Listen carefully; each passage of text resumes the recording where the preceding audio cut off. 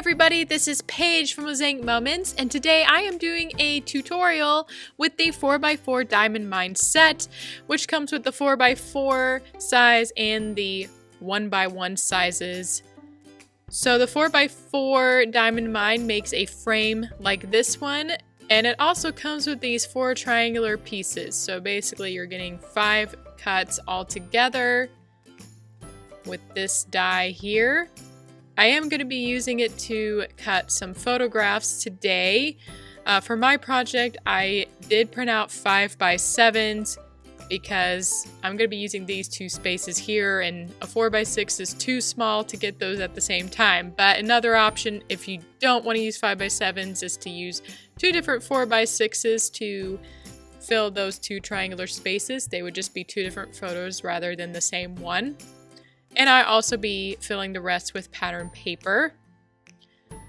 And again, this set comes with 4 1x1 inch Diamond Mine dies. And it also comes with a little 1x1 inch frame piece and 2 little triangle pieces. So that's what you'll get in each of those cuts. So before I started recording, I went ahead and cut all these 1x1 inch mosaic squares. I actually only used one 4x6 photograph. Altogether, it can make 24 1-inch squares. So you don't have to use multiple photographs, just one is needed, or you can use pattern paper to fill in that space. Really quick, going back to Diamond Mine dies, basically that 1-inch square die and that 4x4 Diamond Mine, those middle lines will line up together, and that's how you know where to place the 1-inch dies. Alright, let's go ahead and get started with the demo. The first step I'm going to do is create my base pieces for the 4x4 Diamond Mine. This blue die is the 4x4 die in set A, and as you can see, it's the same size as the Diamond Mine die. I am going to cut it with pattern paper 4 times. So basically the base piece is there because the Diamond Mine dies are pretty thin and could be warped and bent easily, so having a base piece adds a little more thickness and strength to those thinner dies. Now I'm going to cut a frame piece with the Diamond Mine die. And if you look, you'll see I have my die in at an angle, and one of our tips is to put the dies in at an angle because you get a neater and cleaner cut. It tends to cut better than if you put the die straight through, and to distribute the pressure better. So as you can see, I had those 4 triangular pieces, and I'm going to put those aside. I will not be using those for this project, but I do need to get that little frame out. So I am using craft tweezers, and I poked it through one of the holes to get this frame piece out. So if it gets stuck, it's good to have some craft tweezers handy to get that frame piece out. All right, now I'm going to add these pieces to the grid paper. I'm using a Herma Dotto dispenser with repositionable glue. All right, and I just glued the back of this square, and I'm carefully lining it up along the grid lines here. So I put the glue in each corner, some in the center, and then line it up on the grid paper. All right, so pretty much you're going to fill in these 4 center blocks to create this shape. All right, I now have all these pieces down. Now I can add the Diamond Mine dies. So I'm going to put some glue around the edges and the corners and right in the center as well. Just be careful, this die, when you use it, you'll see it's pretty thin, so make sure you take care when you put the glue on so you don't have to cut another one. All right, and then you can just place it on top of the pattern paper here. Now, you could put this directly on the grid paper as well, but we find because the die is so thin, it can become a little bit warped. But having that paper at the bottom adds, again, some extra strength. And also, as you can see here, I'm kind of pulling it to the side, and basically I am making sure that the Diamond Mine keeps its square shape because it can easily be warped, and then the pieces, your filler pieces, won't fit in very well, or it will look crooked on your grid paper. So that's why it's nice to have that 4x4 background piece, especially with these dies such as the Diamond Mine or even X Factor's another one you want to consider using a base piece for. Alright, for the rest of the diamond mine die here, I sped up the video to quickly show you the process a couple more times. Again, I'm using my repositionable glue around the edges and some around the center. Just put a little bit here and there on the back side of your die cut, and then I place it over my pattern paper. And for this project, I will have part of the pattern paper showing, but you can also just use plain cardstock if you plan to completely cover it. Alright, now I have all the diamond mine die cuts down, so now I'm going to start cutting my photographs. So for this first one, I'm going to, I want my subject to be in that bottom triangle, and I'm also want the photograph, or part of the photograph that is in the right triangle as well. And for this photograph, there is a person in there, so I didn't want to chop him in half or anything, so I made sure he could entirely fit within that bottom triangle. So one of my tips is to cut with care and make sure that you're avoiding cutting into people in awkward ways, especially through their face. I do not recommend cutting through the face because they might look a little bit alienish when you're done. Alright, now I'm done with my first photograph, so I'm going to get the second one ready. Alright, so this time I'm going to get the bottom triangle and the left triangle with this photograph, and my main subject here is that little mushroom. I have a white outline around the edge of this photograph, so I'm just checking to make sure that when the die cuts through, it won't get part of that white piece. That personally bugs me when it does, so I want to make sure it's cutting through the main part of the photographs. Alright, got that done. Alright, now I'm going to get the top triangle and the left triangle again. And here's my subject again, and here I did make sure he could fit into that top triangle okay.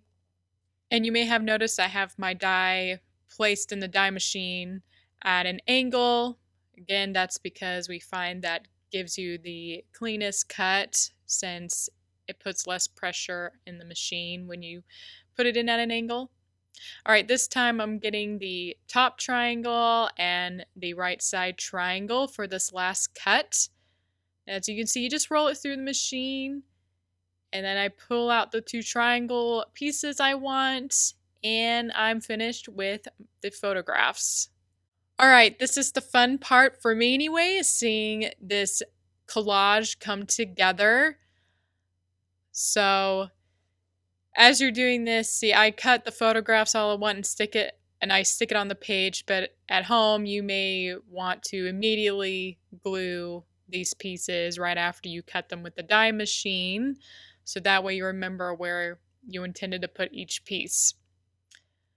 But as you can see, I have half of that triangle filled in, and so now you can really see that shape. Not that you couldn't see it before, but I really like this look where you have the photographs in the middle.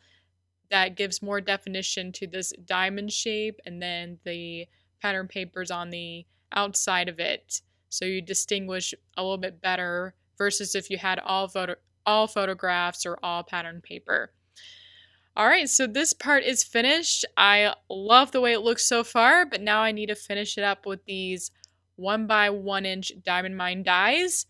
What's nice is that there is 4 of them, so you can cut all 4 of them, with all 4 of them anyway, at the same time. So just now I lined them up and then placed my paper on top. I do recommend getting some tweezers and using it to poke through the little holes, and that way the frame part just pops out. So that's my 4 pieces here. So I decided to use pattern paper as the background for these 1x1 inch diamond mine dies. So I'm using a 1-inch punch. We do sell one on snapandcrop.com, and it's really great for making quick little pieces like these. If you don't have the punch, you can use the 1x1 inch die from set A. That's part of the basic bundle. Or you can even use the 1-inch grid die, so that way you can cut all of these all at once in the die machine. Alright, so now I'm just using my repositionable glue again to get these pieces on the grid paper. So this part is really quick and easy. Alright, finish up this last one here. And now I'm going to add the Diamond Mine dies. What I'm using here is the Xyron Create a Sticker Machine. It is really great for these small and intricate dies. It's a little bit difficult to put glue on the back of them, so this machine just allows me to make it a sticker, and then it's really easy to place it on my grid paper. And it does come as a repositionable adhesive. There's permanent and repositionable kind. And when I'm placing these 1-inch Diamond Mine dies on, I'm making sure that center line lines up with the center line on the 4x4 size.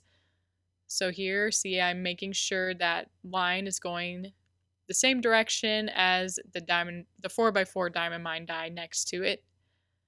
So that way it looks like the lines are continually going off the grid paper. It's a really neat look, I think. You can, of course, just have the entire border be the 1x1-inch squares made with a photograph like I did here, or with patterned paper. But I think it's a little fun to add the 1x1-inch Diamond Mine dies. A quick note, whenever I use specialty dies like the Diamond Mine or the X Factor, I generally make all the dies the same color. I like that it looks cohesive. Obviously, there may be times when you want them to be multiple colors, but for the most part, I kind of like the look where it looks like one cohesive design. Alright, now I have my 1x1-inch Diamond Mine frames placed. Now I'm cutting them again because I wanted to add a little more contrast to them, so I'm actually using a different color pattern paper to fill in half of the space. So it's this blue color here, and this time instead of keeping that frame piece, I'm keeping the little triangles. And the nice thing is, since there's 4 Diamond Mine dies, I get 8 triangles all together. So of course that makes the cutting faster. So really I only had to cut through these twice to get all the triangles I needed. Alright, so as you can see, I'm just filling in half the space here. And you can decide on which side you want to put it on in the Diamond Mine die space. Alright. This one I have to fix a little. It's kind of going outside of its space onto the frame part. Alright, I have this last piece here, and I'm finished. So I'm really happy with the final result. I really like, again, that the photographs were all placed in the center because it defines that diamond shape more versus if I completely covered the space with photographs, which I have done before on a different page, but I wanted to show you the option where you have photographs filling part of it and pattern paper filling the other part of it, and it defines that diamond shape better. Alright, this concludes today's demo. I hope you enjoyed this tutorial of the Diamond Mine die. Definitely give this video a thumbs up if you did, and also don't forget to subscribe. We put a video up on our YouTube channel every week, and we would love for you to join us each week and be able to learn more about the Mosaic Moments system and learn more about our dies. Hope you enjoy using the Diamond Mine die at home, and I'll see you next time.